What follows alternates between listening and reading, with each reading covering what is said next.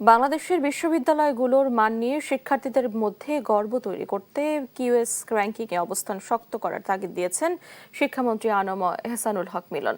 সোমবার রাজধানী একটি হোটেলে কিউএস বাংলাদেশ ফোরাম আয়োজিত অনুষ্ঠানে এসব কথা বলেন তিনি।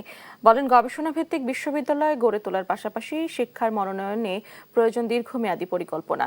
বিএনপি সরকারের 180 দিনের শিক্ষা খাতের বিভিন্ন সমস্যা চিহ্নিত করা হয়েছে জানিয়ে মন্ত্রী বলেন, এখন উচ্চশিক্ষায় সংস্কার ও মনোন্নয়নে আরও কাজ করতে হবে।